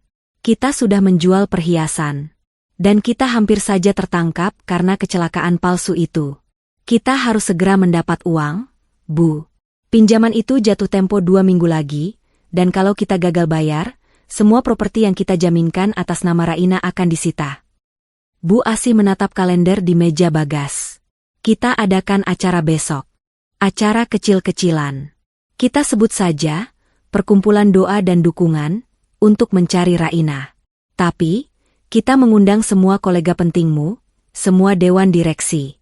Kita tunjukkan bahwa kita kuat, dan bahwa hilangnya Raina tidak mempengaruhi stabilitas keuangan kita.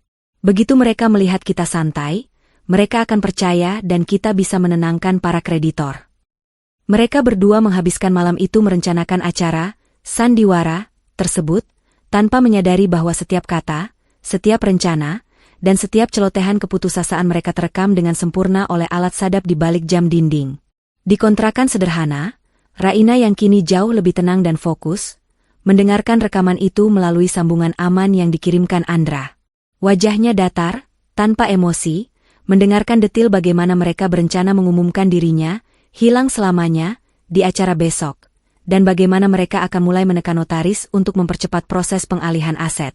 Mereka sudah memutuskan panggungnya, Pak Wirya, kata Raina melalui telepon terenkripsi. Besok, di rumah saya. Kita serang mereka di sana. Sempurna, Nyonya, jawab Pak Wirya, pengacara Raina. Semua dokumen sudah siap. Gugatan cerai sudah disahkan. Perintah penahanan sementara atas dugaan konspirasi pembunuhan dan penipuan asuransi juga sudah saya dapatkan. Dan yang paling krusial, surat perintah sita dari pengadilan untuk semua aset properti yang mereka jaminkan atas nama Nyonya. Saya akan mengurus pendaftaran itu di kantor notaris pagi-pagi, sehingga tidak ada lagi celah hukum bagi mereka. Raina memberikan tugas terakhir kepada Pak Wirya dan Andra. Pak Wirya, Saya ingin Bapak datang ke acara itu bersama seorang petugas pengadilan yang sah. Andra, kau harus datang lebih awal. Kau harus memastikan Minah mendapatkan isyarat untuk meninggalkan rumah sebelum kegaduhan dimulai. Sementara rencana besar disusun, di rumah mewah itu, Bagas dan Bu Asih membuat kesalahan fatal terakhir mereka. Bagas merasa sangat stres. Untuk menenangkan diri, ia meraih sebotol wine mahal dari lemari es dan kembali ke ruang kerja. Ia menatap Bu Asih yang sedang menghitung daftar tamu. Aku sangat benci wanita itu, gerutu Bagas, menuang wine ke dalam gelas. Aku sudah memberinya segalanya. Rumah ini, status sosial. Dan dia membalasku dengan lari, memblokir uangku, dan membuatku berurusan dengan polisi rendahan. Sudahlah, Gas. Sabar, desak Bu Asih, tanpa menoleh. Aku tidak sabar, Bu. Aku ingin semua ini berakhir. Bagas berteriak. Ia menendang meja kecil di depannya. Aku sangat menyesal aku mendengarkanmu. Kau yang menyuruhku memaksanya menandatangani surat kuasa umum itu, kau bilang itu hanya formalitas. Padahal kau mau aku mengalihkan aset properti utamanya agar bisa kau jaminkan untuk hutang judimu. Kau yang merusak semuanya, Bu. Kau serakah. Bu Asih membanting pulpen. Hentikan, Bagas. Apa kau lupa siapa yang memberimu koneksi dan jabatan di perusahaan itu? Kau hanya direktur boneka. Akulah yang membuatmu bisa menikahi Raina yang kaya. Aku melakukan semua ini demi kita. Demi kita atau demi dirimu sendiri? Semua hutang itu hutangmu. Bagas balik berteriak. Aku harus menyingkirkannya. Dia terlalu cerdas. Jika dia tidak pergi, dia pasti akan menemukan semua rahasia keuangan kita. Balas Bu Asih. Aku sudah atur segalanya. Termasuk gas di gudang. Aku sudah memanggil teknisi dan menyuruhnya memanipulasi water heater. Aku hanya menunggu waktu Bagas pergi keluar kota untuk memintanya mengambil sesuatu di gudang dan... Bu Asih berhenti bicara. Napasnya tercekat. Ia sadar ia baru saja mengungkapkan seluruh rencananya secara rinci dan keras. Bagas menatap ibunya dengan tatapan panik. Bu, hentikan. Jangan bicara lagi. Siapa tahu ada yang dengar.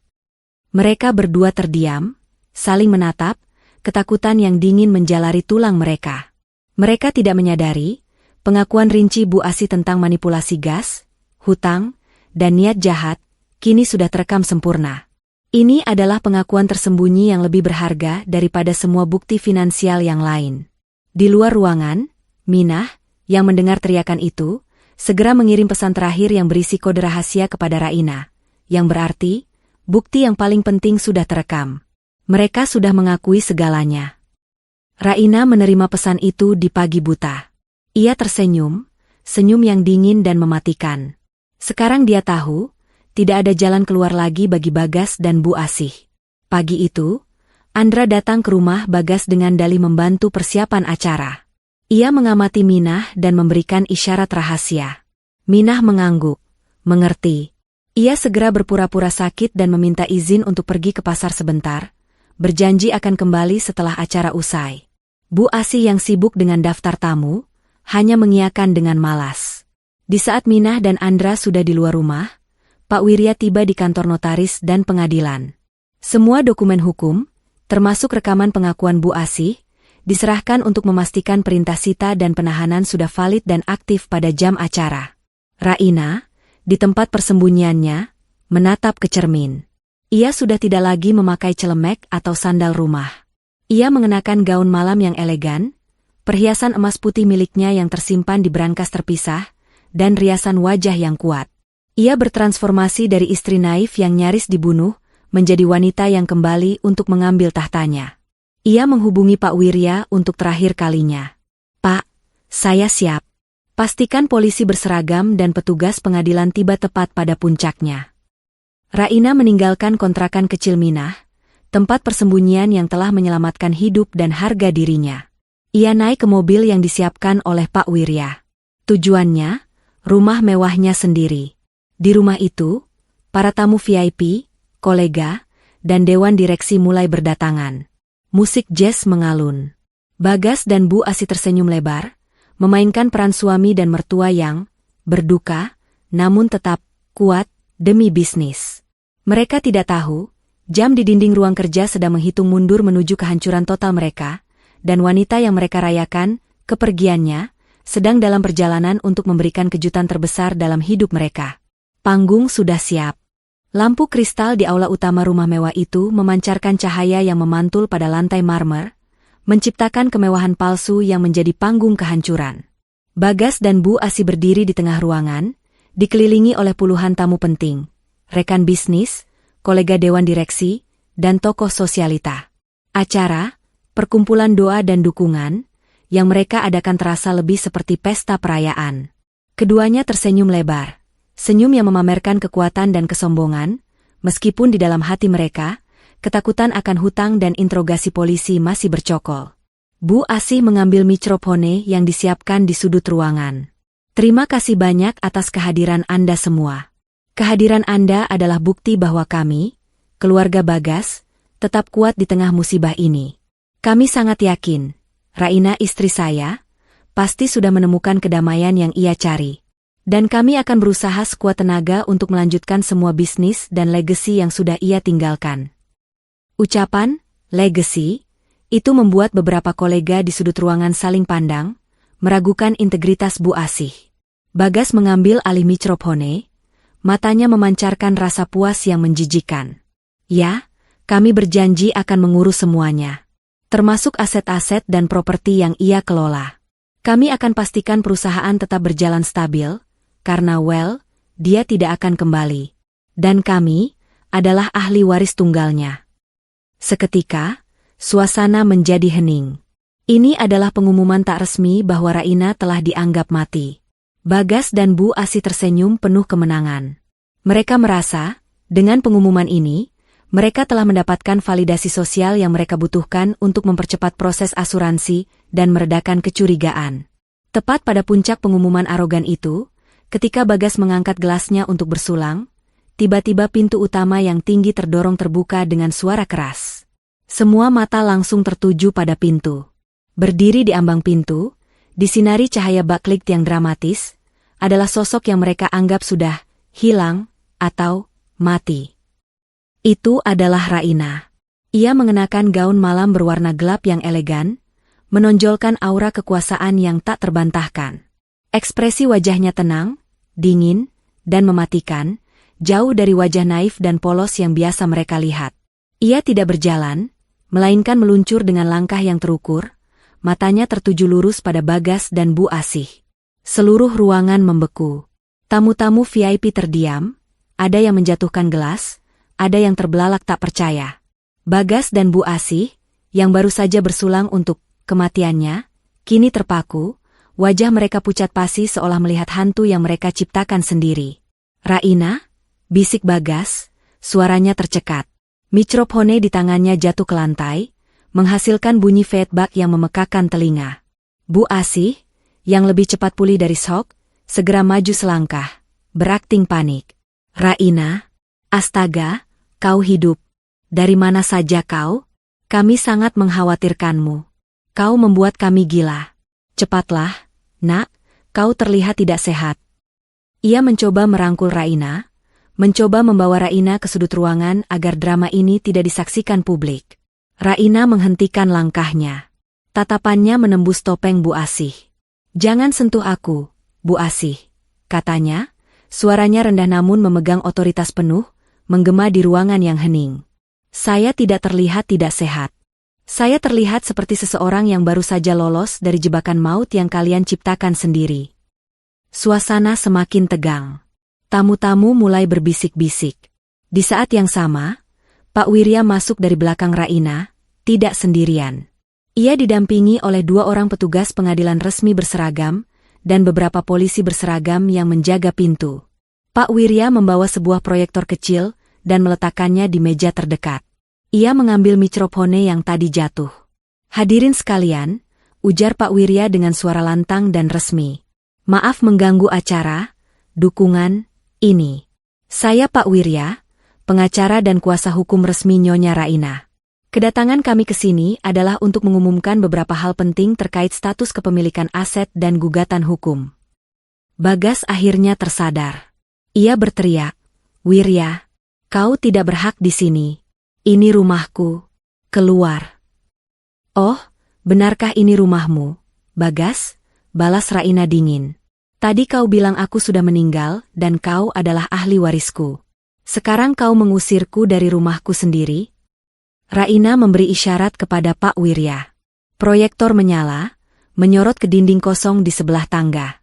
Yang pertama ditampilkan adalah surat perintah sita sementara. "Hadirin sekalian," jelas Pak Wirya, suaranya seperti palu hakim.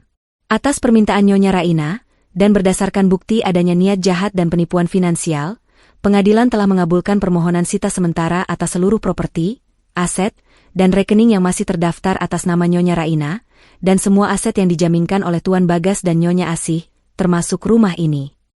Seluruh ruangan tersentak. Bagas maju, matanya melotot. "Sita, kau gila. Ini semua milikku. Kau menipu." "Menipu?" Raina maju selangkah, tatapannya menyala. "Kau yang menipu, Bagas. Kau menipu, mencoba membunuh, dan mencoba mencuri. Kau pikir, mengapa semua kartu kredit dan rekening bankmu dibekukan mendadak? Karena aku sudah tahu rencanamu. Karena aku tahu kau sudah menjaminkan propertiku untuk hutang-hutang ibumu." Raina memberi isyarat lagi. Pak Wirya mengganti selide proyektor. Kali ini, yang muncul adalah bukti yang dikumpulkan Andra, foto-foto dokumen asuransi jiwa Raina, surat kuasa palsu yang ditandatangani, dan rincian pinjaman besar yang jatuh tempo dalam waktu dekat. Bu Asih mencoba menarik Bagas. "Gas. Jangan bicara. Kita pergi dari sini." "Tidak ada tempat untuk pergi, Bu Asih," potong Raina. "Ini adalah pengungkapan di tengah perayaan. Perayaan kematianku. Jadi, kalian harus melihat sampai selesai." Pak Wirya memutar rekaman suara. Itu adalah suara Bagas dan Bu Asih dari ruang kerja, hasil sadapan Andra. Rekaman Bu Asih, "Aku harus menyingkirkannya. Dia terlalu cerdas. Jika dia tidak pergi, dia pasti akan menemukan semua rahasia keuangan kita. Aku sudah atur segalanya, termasuk gas di gudang. Aku sudah memanggil teknisi dan menyuruhnya memanipulasi water heater. Aku hanya menunggu waktu Bagas pergi keluar kota untuk memintanya mengambil sesuatu di gudang dan..." Rekaman Bagas, "Sial, aku menyesal mendengarkanmu, Bu. Kita seharusnya menyingkirkannya saat dia tidur. Sekarang dia mencuri start dari kita dan memblokir uangku." Suara mereka yang penuh kebencian dan rincian mengerikan tentang rencana ledakan gas di gudang terdengar jernih dan keras, disaksikan oleh seluruh tamu VIP yang tadinya menghormati mereka. Ketenangan Bagas dan Bu Asih hancur berkeping-keping. Tamu-tamu kini melihat mereka dengan jijik dan ngeri. "Dan terakhir," kata Raina, suaranya penuh kemenangan, "ini adalah bukti dari drama kecelakaan palsu yang kalian ciptakan kemarin. Mobil SUV saya yang kalian coba hancurkan dan tenggelamkan ke jurang demi klaim asuransi." Pak Wirya menampilkan foto mobil SUV Raina yang diamankan polisi, beserta wajah Yanto, preman yang disuruh Bagas. Bagas tidak bisa menahan diri lagi. Ia berteriak histeris, menunjuk Raina. "Kau iblis. Kau yang gila. Kau memata-matai kami. Kau memalsukan semua ini." Raina melangkah maju, sangat dekat dengan Bagas, matanya tak berkedip. "Saya tidak perlu memalsukan apapun, Bagas. Semua yang kalian lakukan adalah kebenaran yang keji. Dan saya berterima kasih kepada kalian, karena drama ini telah menunjukkan siapa kalian sebenarnya. Dua penipu serakah yang rela membunuh demi uang." Raina kemudian menoleh kepada para petugas pengadilan. "Lanjutkan prosesnya, Pak. Sita seluruh aset dan properti." Dan kepada para petugas polisi, Raina menunjuk Bagas dan Bu Asih. "Saya Nyonya Raina, mengajukan tuntutan pidana atas percobaan pembunuhan berencana, penipuan asuransi, dan pencemaran nama baik. Mohon segera tangkap kedua pelaku ini." Polisi berseragam maju. Dua orang petugas mendekati Bagas dan Bu Asih. "Tuan Bagas dan Nyonya Asih, Anda ditahan atas dugaan konspirasi pembunuhan berencana dan penipuan finansial. Anda punya hak untuk diam." Bu Asih mencoba memberontak. "Tidak. Kalian tidak bisa melakukan ini. Aku punya koneksi. Aku akan menuntut kalian semua. Tetapi usahanya sia-sia. Lengan mereka diborgol, dan di tengah keramaian tamu yang kini merekam dengan ponsel mereka, Bagas dan Bu Asi digiring keluar dari rumah yang mereka klaim sebagai milik mereka. Perayaan duka palsu itu berakhir dengan tawa sinis para tamu yang tadinya mereka anggap bodoh. Raina berdiri tegak di tengah ruangan, menyaksikan kejatuhan orang-orang yang hampir merenggut nyawanya, dan ia akhirnya bisa bernapas lega. Keadilan telah ditegakkan, dan kehancuran mereka dilihat oleh seluruh dunia. Pintu kantor polisi membanting menutup di belakang Bagas dan Bu Asih, menutup rapat drama yang telah mereka ciptakan. Kejadian di rumah mewah itu, penahanan di tengah sorotan kamera tamu VIP, telah menjadi viral dalam hitungan menit. Reputasi yang selama ini mereka bangun dengan penuh kesombongan, kini hancur lebur hanya dalam satu malam. Mereka menjadi bahan ejekan, simbol keserakahan yang berakhir tragis. Di dalam sel tahanan yang dingin, Bu Asi menangis meraung-raung, bukan karena penyesalan atas niat membunuh, melainkan karena aib sosial yang tak termaafkan. Gas! Lihat apa yang sudah kau lakukan. Nama baikku. Semua kolega penting itu. Mereka melihat kita diborgol. Kita hancur. Bagas duduk di sudut sel, wajahnya kosong. Rasa takut yang murni kini menggantikan arogansi. Ia bukan lagi direktur yang berkuasa, ia hanya seorang pria pengecut yang tertangkap basah. Bukan aku, Bu, kau yang terlalu serakah. Kau yang menyuruhku menandatangani semua pinjaman busuk itu. Kau yang mengatur skenario gas itu. Sekarang kita di sini, di mana semua uang itu?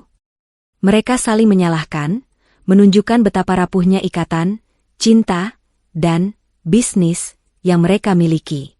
Mereka tahu, rekaman suara pengakuan mereka yang diputar di depan umum adalah hukuman mati sosial dan hukum bagi mereka.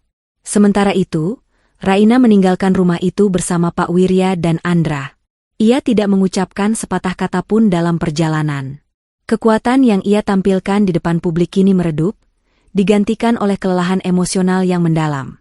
Setibanya di kantor Pak Wirya, yang menjadi markas sementara, Raina duduk di sofa, membiarkan keheningan mengisi ruangan.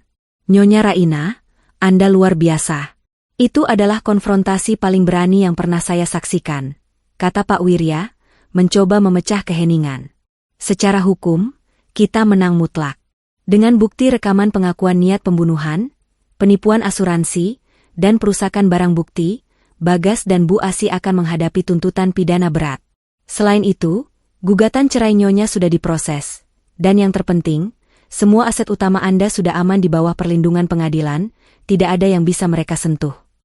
Raina akhirnya bicara, suaranya pelan dan bergetar. Aku tidak merasa menang, Pak Wirya. Aku hanya merasa kosong.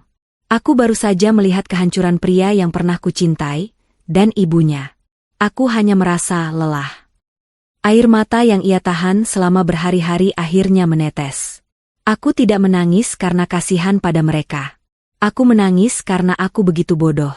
Aku membiarkan diriku dicintai karena hartaku, dan hampir mati karenanya. Andra, yang selama ini menjadi sahabat setia, mendekat dan menggenggam tangan Raina. Rai, jangan salahkan dirimu. Kau tidak bodoh. Kau hanya terlalu tulus. Dan ketulusanmu hari ini telah menyelamatkanmu. Kau sudah melakukan hal yang benar. Sekarang, fokus pada penyembuhan. Proses hukum berjalan sangat cepat. Berita tentang kejahatan mereka mendominasi semua media nasional. Dewan Direksi Perusahaan Bagas segera mengadakan rapat darurat dan mencopot semua jabatan Bagas, membersihkan nama mereka dari aib. Para kolega dan teman yang dulu dihormati Bagas dan Bu Asi kini ramai-ramai menjauh, menolak dikaitkan dengan kasus memalukan itu. Pada sidang pertama, Pak Wirya menyajikan bukti-bukti secara teliti dan sistematis. Rekaman suara dari ruang kerja, keterangan Yanto, preman yang menjadi saksi kunci, dan bukti transfer bank dari Bagas. Bukti niat jahat itu tak terbantahkan. Jaksa menuntut hukuman maksimal. Di ruang sidang, Bagas dan Bu Asi mencoba mempertahankan diri dengan alasan emosi sesaat dan masalah keluarga, tetapi hakim tidak goyah. Mereka tidak bisa membantah suara mereka sendiri di rekaman. Bu Asi mencoba memohon kepada Raina di ruang sidang, mencoba menggunakan trik emosional terakhirnya.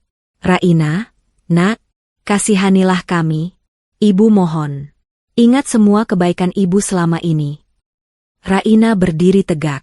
Ia menatap Bu Asih tanpa belas kasihan, tetapi juga tanpa amarah. Ia hanya merasakan kehampaan.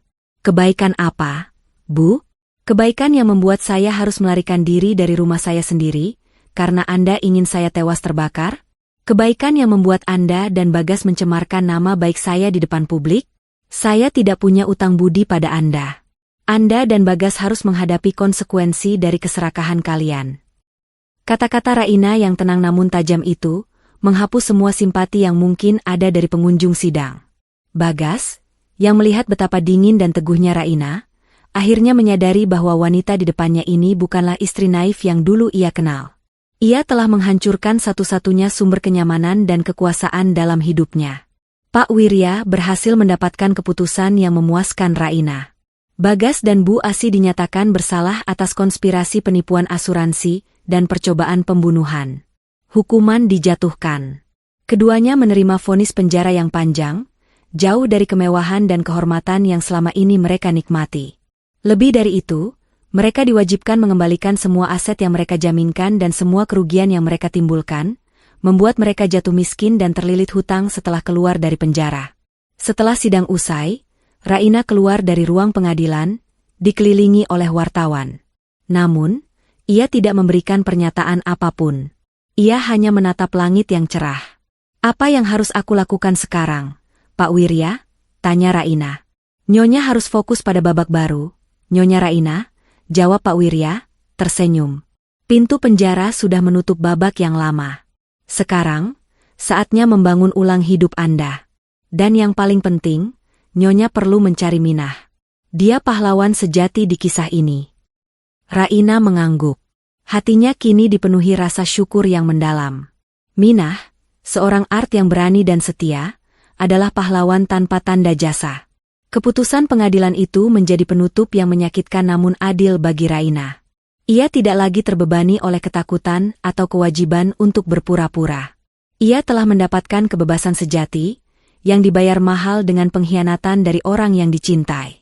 Kisah tentang Raina dan pengkhianatan di rumah mewah itu berakhir di meja pengadilan. Tetapi bagi Raina, ini hanyalah permulaan untuk sebuah kehidupan yang baru dan lebih otentik. Setelah hiruk-pikuk ruang pengadilan mereda, keheningan menyelimuti hari-hari Raina. Rumah mewah yang sempat menjadi sarang pengkhianatan kini disegel pengadilan. Raina memilih untuk tidak kembali ke sana. Ia merasa rumah itu telah tercemari oleh kebohongan dan niat jahat. Ia menyewa sebuah apartemen kecil dan elegan di pusat kota, tempat yang memberinya rasa anonimitas dan ketenangan. Ini adalah tempat di mana ia bisa menjadi Raina yang sejati, jauh dari ekspektasi sosial dan cengkeraman masa lalu. Kemenangan hukum memberinya keadilan, tetapi tidak menyembuhkan luka batinnya. Selama beberapa minggu, Raina menjalani terapi. Ia menyadari, rasa sakit terbesar bukanlah karena kehilangan uang, yang kini sudah kembali ke tangannya, melainkan karena kehilangan kepercayaan pada cinta dan ikatan keluarga. Ia harus belajar bahwa pengkhianatan Bagas dan Bu Asih adalah cerminan dari keserakahan mereka, bukan kekurangan dirinya. Di momen terendahnya, hanya ada 3 orang yang menjadi jangkar kehidupannya. Pak Wirya, Andra, dan yang paling utama, Minah. Momen pertemuannya kembali dengan Minah setelah sidang adalah momen yang paling emosional. Raina menjemput Minah dari kontrakan kecilnya. Begitu mereka bertemu, Raina tidak mengucapkan sepatah kata pun. Ia memeluk Minah erat, isak tangisnya pecah. Itu adalah tangisan lega, syukur, dan pengakuan. Minah, pahlawan sejati dalam kisah ini, membalas pelukan itu dengan air mata yang sama tulusnya.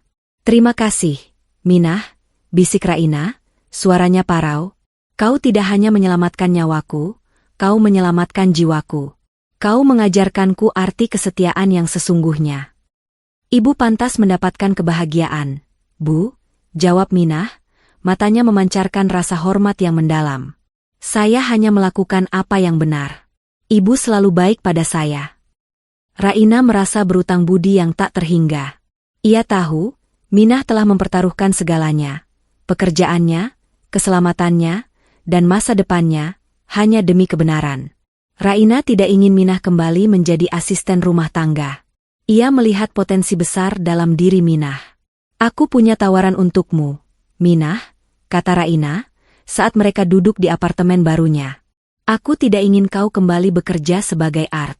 Aku butuh kau di sisiku, sebagai asisten pribadiku, dengan gaji dan tunjangan yang jauh lebih baik, dan aku ingin kau belajar mengelola yayasan sosial yang akan kubangun." Minah terkejut, air matanya kembali menetes.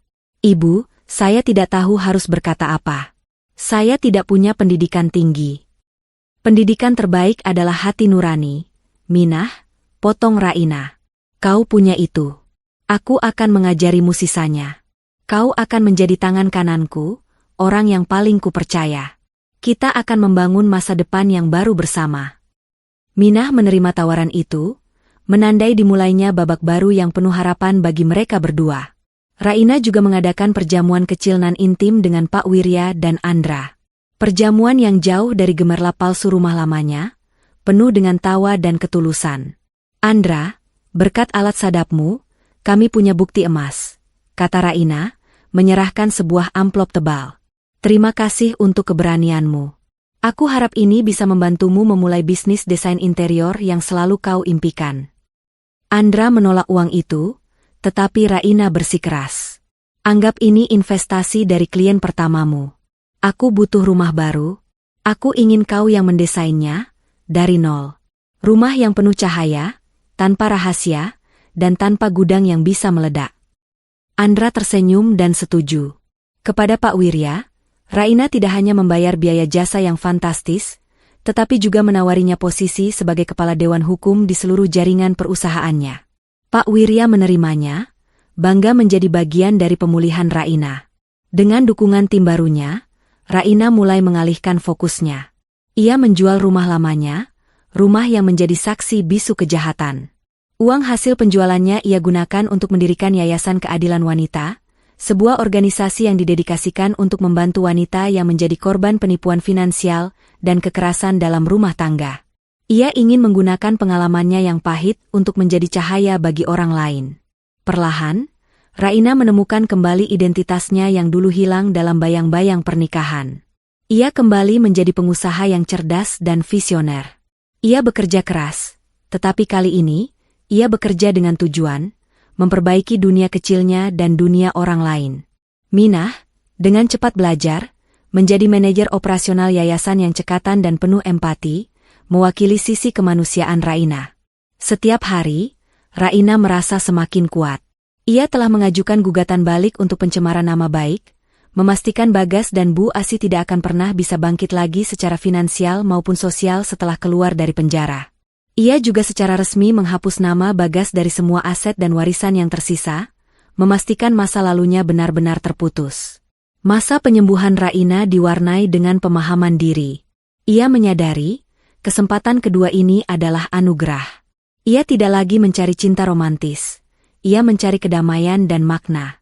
Ia belajar bahwa rumah sejatinya bukanlah bangunan megah, melainkan tempat di mana ia merasa aman dan dihargai, dan tempat itu adalah di samping orang-orang yang tulus mencintainya, seperti Minah dan Andra. Raina menghabiskan sore di balkon apartemen barunya, menghirup udara segar dan menatap cakrawala.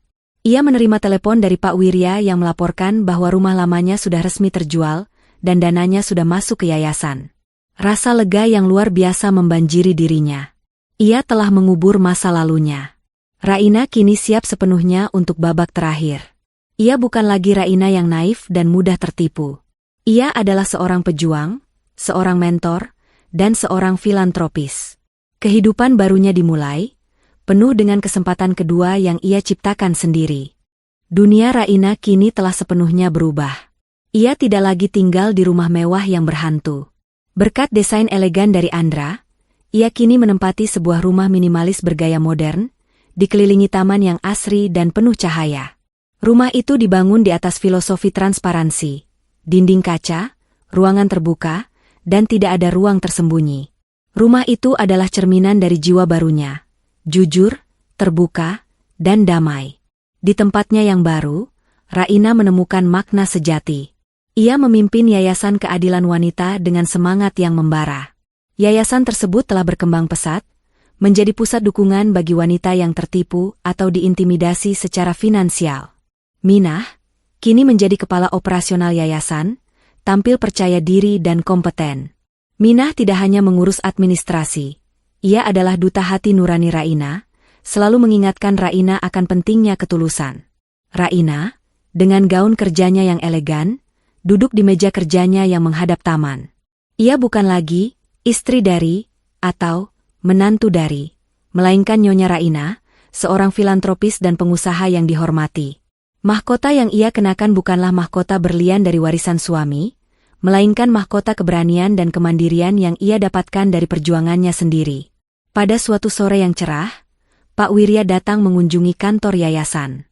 Ia membawa selembar dokumen terakhir, keputusan pengadilan final. Nyonya Raina, ujar Pak Wirya, menyodorkan dokumen itu. Semua proses hukum sudah tuntas. Aset-aset Anda sudah kembali 100%, bahkan lebih karena nilai properti yang meningkat. Dan yang terpenting, hukuman untuk Bagas dan Bu Asih sudah inkrah. Mereka harus menjalani sisa hukuman tanpa kemungkinan pembebasan bersyarat lebih awal. Raina mengambil dokumen itu. Ia tidak merasakan luapan kegembiraan, hanya sebuah penutupan yang damai. Dan bagaimana dengan kewajiban finansial mereka, Pak Wirya? Mereka dinyatakan bangkrut total, Nyonya, jawab Pak Wirya. Semua properti atas nama mereka, termasuk aset Bu Asih, sudah disita untuk menutupi hutang dan ganti rugi. Mereka akan keluar dari penjara tanpa satupun harta. Mereka benar-benar kehilangan segalanya. Raina mengangguk. Hukuman seberat ini bukanlah tujuannya. Tetapi itu adalah konsekuensi yang adil atas niat jahat mereka. Ia sudah memaafkan, tetapi ia tidak pernah melupakan keadilan. Sementara Raina menikmati kedamaian dan kesuksesan yang otentik, di balik jeruji besi, Bagas dan Bu Asih hidup dalam neraka penyesalan yang abadi. Mereka berbagi sel yang sempit, dan hubungan mereka telah hancur total, digantikan oleh rasa saling benci dan menyalahkan. Ini semua karena kau, teriak Bu Asih suatu malam, suaranya serak karena bertahun-tahun frustrasi. Kau yang tidak becus mengeksekusi rencana kecelakaan itu. Kau yang pengecut diinterogasi polisi. Aku sudah memberikanmu hidup mewah, dan kau merusaknya. Aku? Kau yang serakah, Bu, balas Bagas, tubuhnya yang dulu gagah kini kurus kering. Aku hanya boneka yang kau suruh menikahi wanita kaya. Jika saja kau tidak terobsesi dengan uang, kita tidak akan di sini. Dan lihat sekarang, Raina, wanita yang kita sebut gila dan bodoh itu, dia sukses besar. Dia dihormati. Dia mengambil semua yang kita punya. Penderitaan terbesar mereka bukanlah dinding penjara, melainkan kenyataan yang mereka saksikan melalui berita sesekali di koran bekas. Mereka melihat foto-foto Raina yang tersenyum saat meresmikan pusat yayasan barunya, atau saat ia menerima penghargaan atas keberaniannya. Mereka mendengar kabar bahwa Minah, Art yang mereka remehkan, kini duduk di kursi direktur yayasan. Mereka menyadari, wanita yang mereka anggap miskin dan mudah dibunuh, adalah satu-satunya sumber kekayaan dan kebahagiaan mereka. Dan mereka telah menghancurkan sumber itu dengan tangan mereka sendiri. Penyesalan itu adalah racun yang membunuh mereka perlahan dari dalam, jauh lebih menyakitkan daripada hukuman fisik. Pada hari peresmian rumah baru Raina, ia mengundang semua orang yang mendukungnya, Minah dan seluruh tim yayasan, Pak Wirya, dan Andra. Di tengah pidato kecilnya, Raina berhenti. Ia menatap semua orang dengan mata berkaca-kaca, tetapi kali ini, air mata kebahagiaan. 2 tahun lalu, mulai Raina, suaranya tenang. Aku nyaris kehilangan segalanya karena pengkhianatan dari orang yang paling kupercaya. Aku nyaris kehilangan nyawaku karena keserakahan. Aku nyaris kehilangan diriku karena kepolosan yang naif. Ia tersenyum, menoleh ke arah Minah. Minah mengajarkanku bahwa kesetiaan dan keberanian tidak diukur dari status sosial atau pendidikan. Andra mengajarkanku bahwa persahabatan sejati adalah perlindungan terbaik. Dan Pak Wirya mengajarkanku bahwa hukum akan selalu berpihak pada kebenaran. Raina mengangkat gelasnya. Aku kehilangan rumah mewahku yang lama, aku kehilangan suamiku, dan aku kehilangan kehangatan keluarga palsu. Tapi aku mendapatkan sesuatu yang jauh lebih berharga. Aku mendapatkan kebebasan. Aku mendapatkan keluarga sejati yang berdiri di sini bersamaku hari ini, dan aku mendapatkan mahkota yang berbeda. Ia menyentuh kepalanya. Mahkota ini terbuat dari keberanian, ketulusan, dan kemandirian. Dan mahkota ini tidak akan pernah bisa direnggut oleh siapapun. Dengan kata-kata itu, Raina menutup babak kelam dalam hidupnya dan meresmikan babak baru yang penuh harapan. Ia menjalani hidup dengan satu prinsip. Kekayaan sejati bukanlah pada apa yang kau miliki, melainkan pada siapa yang kau percayai, dan pada keberanian untuk jujur pada diri sendiri. Raina hidup bahagia dan makmur. Ia tidak lagi mencari cinta romantis, tetapi ia dikelilingi oleh kasih sayang dan rasa hormat yang tulus. Ia menjadi inspirasi, bukan karena kekayaannya, melainkan karena ia berani bangkit dari pengkhianatan paling menyakitkan dan menggunakan kekuatannya untuk kebaikan. Kisah Raina adalah pengingat abadi. Ketika keserakahan mencoba menghancurkan ketulusan, kebenaran akan selalu menemukan jalannya untuk menang, dan pada akhirnya, penyesalan adalah hukuman terberat bagi hati yang penuh kejahatan. Pesan moral dari kisah ini adalah bahwa kekayaan sejati tidak terletak pada harta benda, melainkan pada ketulusan hati nurani dan kesetiaan sejati. Jangan pernah biarkan rasa cinta atau ikatan keluarga membutakanmu terhadap kebenaran, sebab keserakahan dapat mengubah orang terdekat menjadi musuh paling berbahaya. Belajarlah untuk mempercayai naluri, hargai mereka yang membela kebenaran, seperti Minah, dan ingatlah bahwa kebenaran akan selalu menjadi mahkota terbaik yang akan mengalahkan segala kebohongan dan niat jahat.